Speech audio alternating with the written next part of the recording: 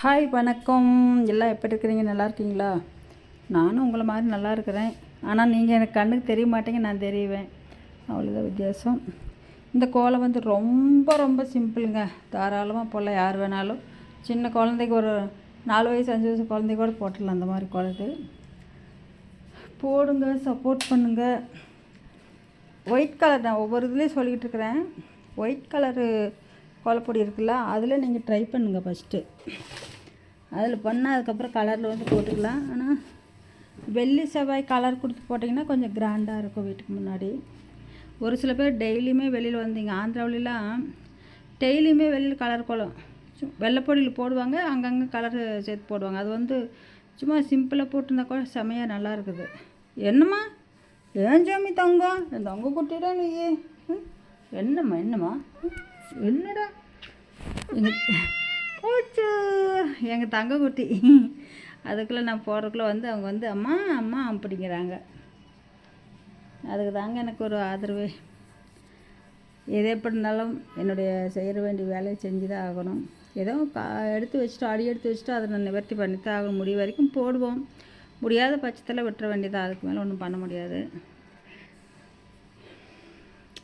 Colour உங்களுக்கு என்னென்ன colour கொடுக்கலாம்னு தோணுதோ அதை கொடுத்துங்க. இதே கலர் தான் அப்படின்னு இல்லை, உங்களுக்கு அங்கே என்னென்ன கலர் கிடைக்குதோ அது மாதிரி நீங்களும் கொடுத்துக்கலாம். இப்போல்லாம் எங்கே பார்த்தாலும் இந்த மாதிரி கோலப்பொடி கலர் கலராக வந்துருச்சுங்க, நிறைய வந்துருச்சு.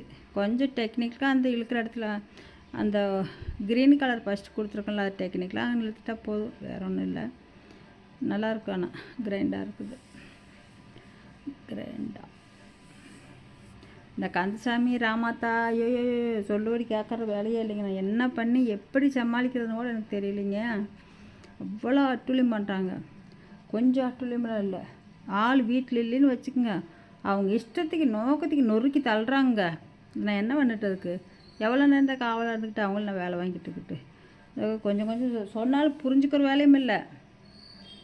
ஏய் போ முதல்ல அப்படிங்கிறாங்க. இப்போல்லாம் முதல்ல மாதிரி இல்லைங்க, எல்லாம் போட்டு மிரட்டி அடிக்கிறாங்க. உங்கள் வீட்லேயும் அது மாதிரி கதை எதாவது இருந்தாலும் சொல்லுங்கள், கேட்போம்.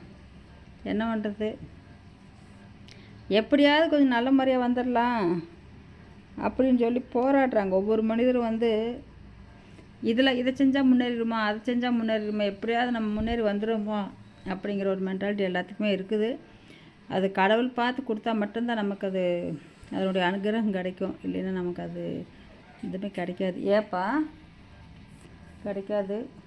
கடவுளினுடைய அனுகிரகம் இருக்குது. டுப்புகி என்னடா பூனைக்குட்டி வேறு ஆசை கூட்டி போகணுங்க. அது இந்த பொண்ணு அது போட்டு வாயில் நக்கி கொடுத்துக்கிட்டே இருக்குது. அது என்னடானா சீ பிடிச்ச மாதிரி அது நரம்பெல்லாம் தெரியுது, புண்ணு ஆறாமல். என்ன பண்ணுறது எனக்கு ஒன்றும் தெரியல. இன்றைக்கி ஆசிரி கூட்டி போகணும் கண்டிப்பாக, வேறு வழி இல்லை.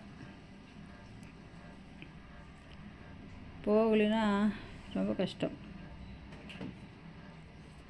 பாவமாக இருக்கு. நேற்று நான் மருந்தெல்லாம் தொடவி விட்டேன், மருந்து தொடவி விட்டு இப்போ கூட தொடவி விட்டு பவுடர் அடிச்சு விட்டேன். அது ஃபுல்லாக வாயில் நக்கி எடுத்துடுதுங்க. அந்த மருந்து அப்படியே இருந்ததுன்னா ஆகும், அது அப்படியே விடாமல் இது பண்ணிடுது. ரொம்ப கஷ்டமாக இருக்குது எனக்கு. ஒவ்வொன்றும் என்னால் இது பண்ண முடியலைங்க. அதுகளுக்கு உடம்பு முடியாதனால அதையும் எதுவும் பண்ண முடியாமல் இருக்குது. கோலம் பிடிச்சிருந்தால் லைக் பண்ணுங்கள், சப்போர்ட் பண்ணுங்கள், சப்ஸ்கிரைப் பண்ணிக்கோங்க. நன்றி, வணக்கம்.